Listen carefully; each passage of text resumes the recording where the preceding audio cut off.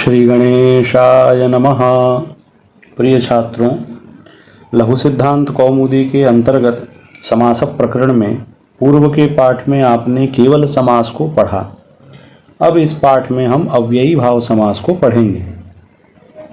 अव्ययी भाव समास इस प्रकरण में पहला सूत्र है अव्ययी भावः। वृत्ति में लिखा अधिकारोऽयं प्राक् तत्पुरुषात्। यह द्वितीय अध्याय के प्रथम पाद का पंचम सूत्र है। इसके पूर्व जो सूत्र था प्राक् कडारात् समासः, उससे समास का अधिकार आ रहा है और संज्ञात्वेन अधिकार है। और अव्ययी भावः ये विशेष संज्ञा हो गई। सूत्र का अर्थ होगा कि अव्ययी भावः इसका अधिकार तत्पुरुषः सूत्र के पूर्व तक जाता है, अर्थात यहाँ से लेकर तत्पुरुषः सूत्र से पूर्व तक जो समास विधान किया जाएगा वह अव्ययी भाव संज्ञक होगा। एक सामान्य संज्ञा थी, वह थी समास संज्ञा। अब उसमें एक विशिष्ट संज्ञा आ गई है कि उस समास को हम अव्ययी भाव कहेंगे। प्रश्न यह होता है कि समास संज्ञा जब हो गई तो हम सबको समास ही कह दें, एक अलग से उसे अव्ययी भाव समास संज्ञा करें, फिर कुछ को तत्पुरुष कहें, कुछ को बहुव्रीहि कहें, यह भिन्न भिन्न नाम देने का क्या प्रयोजन है? यदि सबको एक समास ही कह दें, कोई भेद उसका न कहें तो क्या दोष है? तो पाणिनि जी जब अव्ययी भाव संज्ञा तत्पुरुष संज्ञा करेंगे तो उन संज्ञाओं को उन समासों में कुछ विशेष कार्य करेंगे। जैसे जिस समास की अव्ययी भाव संज्ञा होगी उसके लिए सूत्र है अव्ययी भावश्च, इससे अव्यय संज्ञा हो जाएगी। ध्यान रखिए, अव्ययी भावश्च यह अष्टाध्यायी में 2 बार सूत्र पढ़ा गया है। एक बार प्रथम अध्याय के प्रथम पाद में, जहाँ अव्यय संज्ञा का प्रकरण चल रहा है कि अव्यय संज्ञा किसकी किसकी होती है, तो वहाँ आया जिसमें अव्ययी भाव समास होगा उसकी अव्यय संज्ञा होती है। और द्वितीय अध्याय के चतुर्थ पाद में फिर से एक बार आया अव्ययी भावश्च। यह सूत्र अभी हम पढ़ेंगे जिसमें लिखा है अयम नपुंसकम स्यात्, यह नपुंसक लिंग हो जाता है। तो अव्ययी भाव समास ये अलग से संज्ञा करने का फल यह हुआ कि इसमें पाणिनि जी कुछ विशेष कार्य करेंगे, इसलिए ये सारी संज्ञाएं हैं। अब अव्ययी भाव समास करने वाला प्रथम सूत्र आ रहा है अव्ययम विभक्ति समीप समृद्धि विरुद्ध्यर्थाभावात्यया संप्रति शब्द प्रादुर्भाव पश्चाद्यथानुपूर्व्य यौगपद्य सादृश्य संपत्ति साकल्यांत वचनेषु। अष्टाध्यायी में कुल 15 सूत्र हैं जो अव्ययी भाव समास करते हैं। लघु सिद्धांत कौमुदी के इस प्रकरण में हम 2 सूत्र पढ़ेंगे जो अव्ययी भाव समास करेंगे। प्रथम यह सूत्र अव्ययम विभक्ति समीप, और आगे चल के एक सूत्र आएगा नदीभिश्च। यह 2 सूत्र हम पढ़ेंगे जो अव्ययी भाव समास करेगा। इसके अतिरिक्त जो सूत्र और इसमें दिए हैं इस प्रकरण में, वो प्रक्रिया के अंतर्गत के सूत्र हैं और समासांत प्रत्यय के सूत्र हैं। बाकी के 13 अगर अव्ययी भाव समास करने वाले सूत्र पढ़ने हैं तो या तो सिद्धांत कौमुदी का आश्रय लेना होगा या अष्टाध्यायी को पढ़ना पड़ेगा। और इसमें सबसे प्रथम सूत्र है जो अव्ययी भाव समास करता है, वह यह लंबा सूत्र है अव्ययम विभक्ति समीप समृद्धि विरुद्ध्यर्थाभावात्यया संप्रति शब्द प्रादुर्भाव पश्चाद्यथानुपूर्व्य यौगपद्य सादृश्य संपत्ति साकल्यांत वचनेषु। इस सूत्र में 2 पद हैं। अव्ययम यह प्रथमांत पद है और विभक्ति समीप समृद्धि इत्यादि जो वचनेषु तक है यह सप्तमी का बहुवचन है। सुबामंत्रिते परांगवत स्वरे से ऊपर से सुप की अनुवृत्ति आ रही है। समर्थः पद विधि से समर्थः की अनुवृत्ति आ रही है और सह सुपा सूत्र से सह की और सुपा की अनुवृत्ति आ रही है।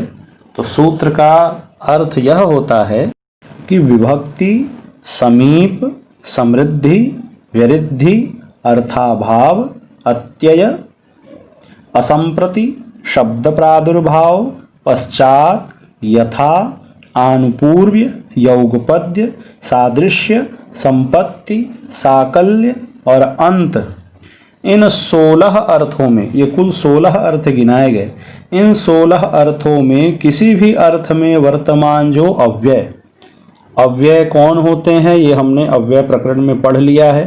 पूर्व में एक अव्यय प्रकरण है उनमें अनेक अव्ययों में जिन अव्ययों का अर्थ यह हो, इन 16 में से कोई एक हो। इन 16 अर्थों वाला कोई भी अव्यय होगा, उस अव्यय सुबंत का समर्थ सुबंत के साथ नित्य समास हो जाता है। अव्यय भी सुबंत हैं, अव्यय से परे सुवौजस आते हैं, लेकिन अव्ययादाप सुपह से उनका लुक हो जाता है, फिर भी अव्ययों को सुबंत माना जाता है। तो ऐसा कोई अव्यय जिसका अर्थ इन 16 में से कोई एक हो। अब इन 16 अर्थों वाले हम प्रयोग प्रक्रिया में आगे पढ़ेंगे। उदाहरण के रूप में इन 16 अर्थों की चर्चा आएगी। हैं तो यह 16, लेकिन इसमें जो यथा है, जो 10वां अर्थ कहा पश्चात के बाद यथा, इस यथा के 4 अर्थ होते हैं, योग्यता, वीप्सा, पदार्थानतिवृत्ति और सादृश्य। तो देखा जाए तो 16 सूत्र में लिखे हैं और यथा के अगर 4 हम मान लें तो कुल यहाँ पर 19 अर्थ होंगे।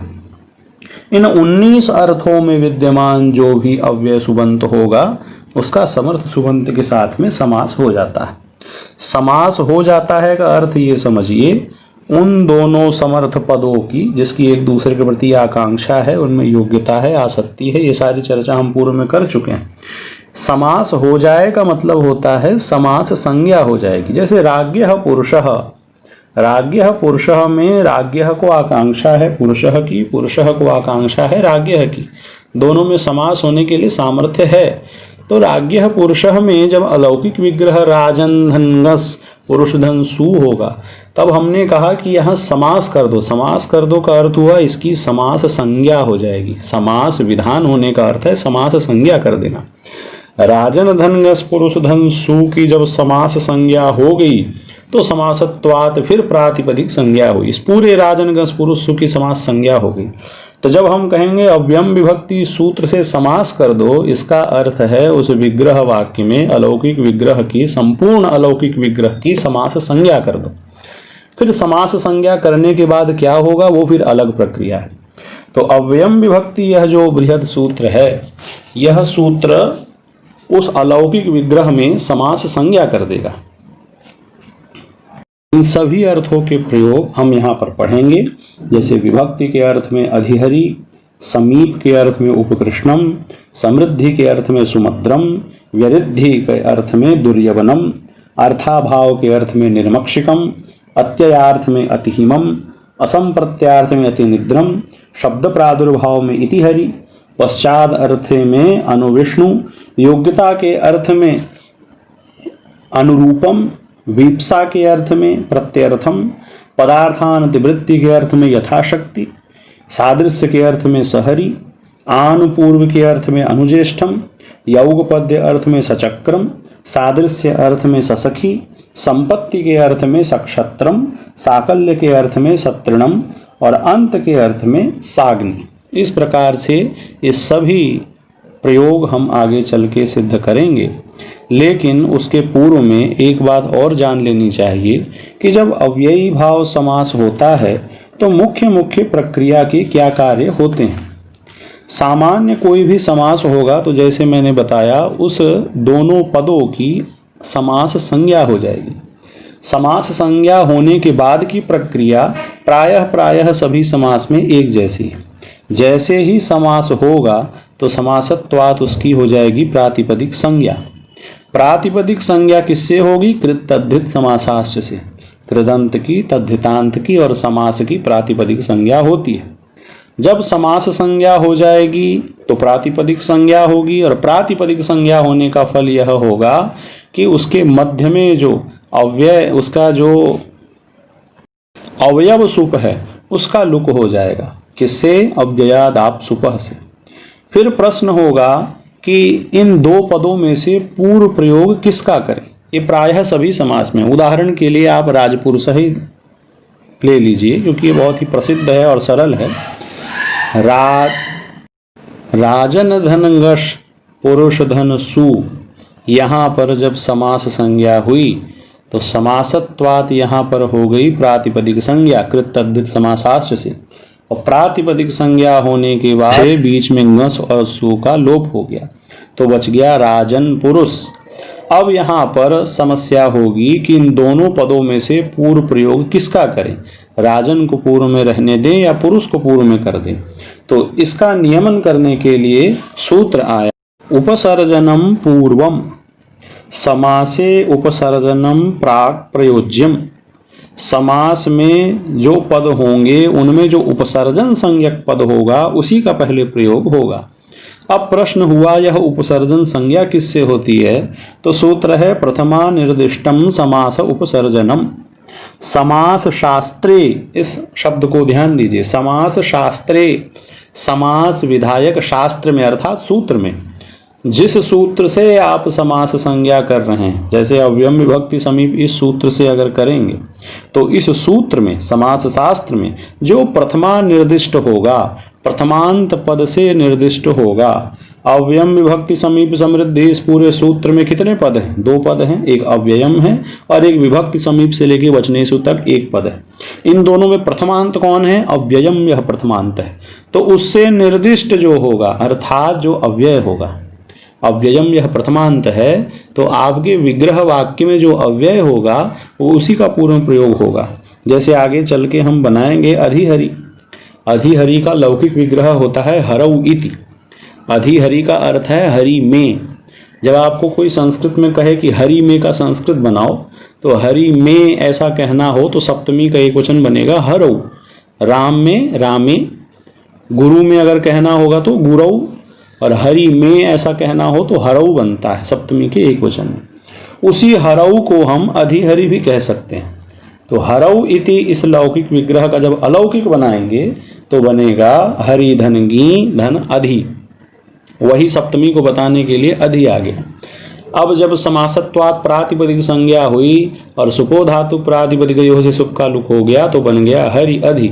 अब हरि को पूर्व में रहने दे या अधि को पूर्व में ले आए, तब नियम करने के लिए सूत्र आएगा, नियमन करने के लिए कि उपसर्जनम पूर्वम, पूर्व प्रयोग किसका हो, जिसकी उपसर्जन संज्ञा हुई है। अब हरि और अधि में किसकी उपसर्जन संज्ञा हुई है, तो उपसर्जन संज्ञा करने वाला सूत्र बताएगा प्रथमा निर्दिष्टम समास उपसर्जनम। जिस भी शास्त्र से, जिस भी सूत्र से आपने समास किया है उस सूत्र में जो प्रथमांत पद होगा उससे निर्दिष्ट जो आपके इस विग्रह वाक्य में होगा उसका पूर्व प्रयोग होगा। हरि अधि ये जो हमारी अभी स्थिति है, यहाँ हमने समास किससे किया, अव्ययम विभक्ति समीप समृद्धि सूत्र से किया। उस सूत्र में प्रथमांत कौन है, अव्ययम। उससे निर्दिष्ट हरि और अधि में अव्यय कौन है, अधि है। तो अधि का पूर्व प्रयोग होगा अधिहरि, ऐसा बनेगा। आगे की प्रक्रिया और है। तो अब तक अभी तक आपने समझा कि समास सबसे पहले हम अलौकिक विग्रह में सूत्र से समास संज्ञा करेंगे, फिर समास हो जाने से उस पूरे की प्रातिपदिक संज्ञा हो जाएगी। प्रातिपदिक संज्ञा होने से सुपो धातु प्रातिपदिक से बीच में बैठे सुबंतों का लुक हो जाएगा। फिर प्रश्न होगा पूर्व प्रयोग किसका करें, तो उसके लिए यही 2 सूत्र हैं, उपसर्जनम पूर्वम, उपसर्जन को पूर्व प्रयोग करेंगे। उपसर्जन कौन है, तो प्रथमा निर्दिष्टम समास उपसर्जनम। आपने जिस सूत्र से समास किया है उस सूत्र में जो प्रथमांत पद होगा उससे निर्दिष्ट जो आपके विग्रह वाक्य में होगा उस पद का पूर्व प्रयोग हो जाएगा। यहाँ तक बात हुई पूर्व प्रयोग की। अब उन दोनों पदों के मध्य में यदि संधि की प्राप्ति है तो संधि करिए। जैसे सुधि भी उपास्य, यहाँ भी समास था, भेष चला गया, उपास्य का सु चला गया तो बना सुधि उपास्य। अब यहाँ पर संधि प्राप्त थी, हमने यण करके शुद्धि उपास्य बना दिया।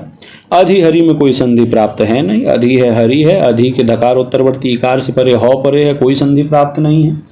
तो संधि यदि प्राप्त हो तो हमें संधि कर लेनी चाहिए। फिर उस समस्त पद के परे हम सु आदि विभक्ति लाएंगे, तो फिर निर्धारण करना होता है कि यह समस्त पद का लिंग क्या है। जैसे अव्ययी भाव समास यदि हुआ है तो वहाँ अव्ययी भावश्च से यह नपुंसक लिंग हो जाएगा। फिर कहीं कहीं इसके वचन का निर्धारण करना होता है। यदि समाहार अर्थ में है तो एक वचन ही आएगा, बहुवचन नहीं आएगा। इतरेतर योग द्वंद्व है तो फिर तो सारे वचन आएंगे। फिर बारी आएगी समासांत प्रत्यय की, कि समासांत प्रत्यय भी कर दिया जाए। वस्तुतः संधि हो जाने के बाद फिर समासांत प्रत्यय होगा, फिर उसके बाद में सु आदि विभक्ति लाना है, लिंग का निर्धारण करना है, संख्या का निर्धारण करना है। तो यह हुए अव्ययी भाव के सामान्य कार्य। अव्ययी भाव समास में जैसा कि आपने जाना कि अव्ययी भावश्च से यहाँ अव्यय संज्ञा हो जाएगी। जब अव्यय संज्ञा हो जाएगी तो अव्ययादाप सुपह से सु औज समौट स्टाभ्याम भीस गेमभ्याम भ्यस इन सभी विभक्तियों का लुक हो जाएगा। तो लुक हो जाएगा तो इसमें कोई परिवर्तन नहीं होगा। जैसे च अव्यय है, च का अगर रूप चलाना हो तो सु औज समौट स्टाभ्याम भीस सभी आएंगे, सभी का लुक हो जाएगा। और हम कहते हैं अव्यय का रूप नहीं चलता, बल्कि सत्य यह है कि रूप चलता है लेकिन उसमें परिवर्तन नहीं होता। च के प्रथमा में भी च है, द्वितीया में भी च है, सप्तमी में भी च है। उसी प्रकार से जब अव्ययी भाव समास की अव्यय संज्ञा हो गई तो फिर इसका रूप परिवर्तनशील नहीं होगा। रूप इसका हम या नहीं चलाएंगे ये कह दें, आगे सुऔजस आएगा, लुक होता जाएगा। लेकिन यह सामान्य नियम है, इसका अपवाद है। इसका अपवाद सूत्र भी हम आगे पढ़ेंगे। नाव्ययी भावाद तोमत पंचम्याः और तृतीया सप्तम्योर बहुलम।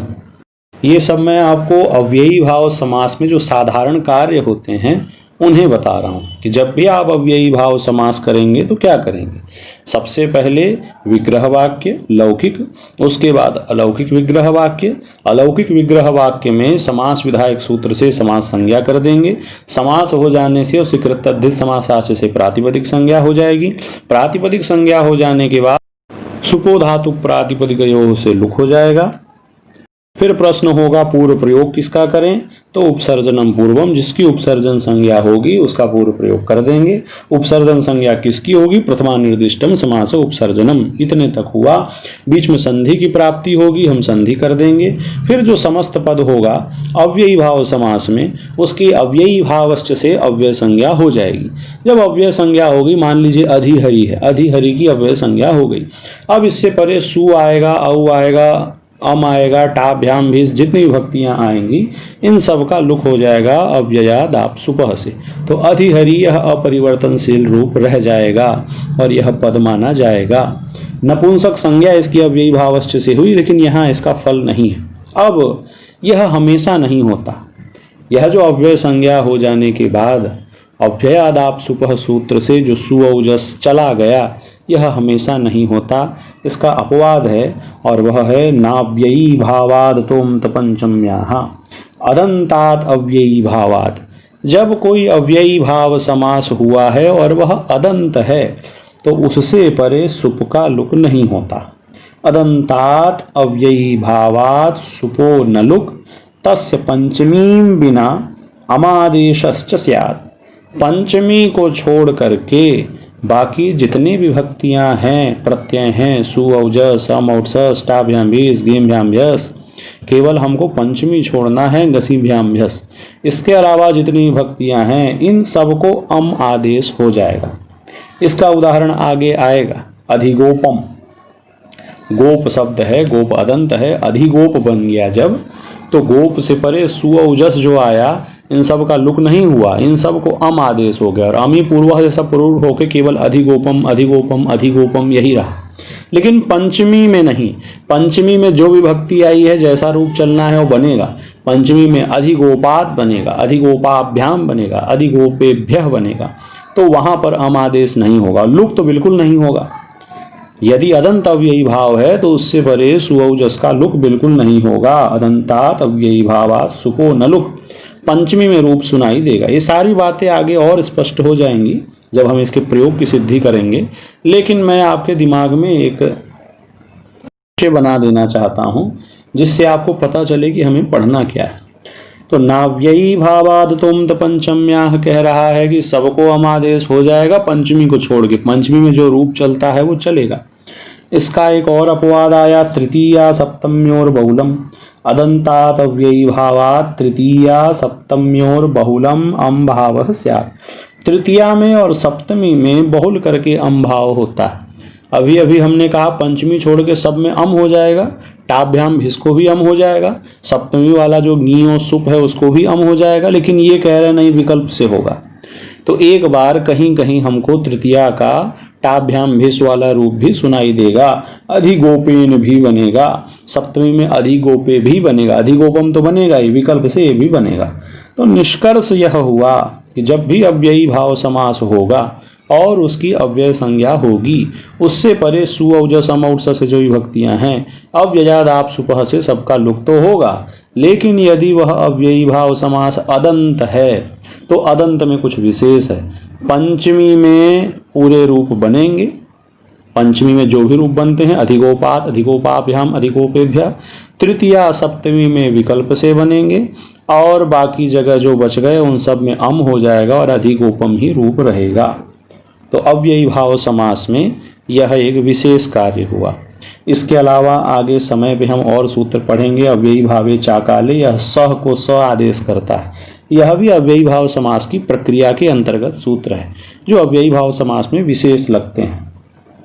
अब हम अगले पाठ में जो प्रथम सूत्र है अव्ययम विभक्ति, इसे पढ़ेंगे।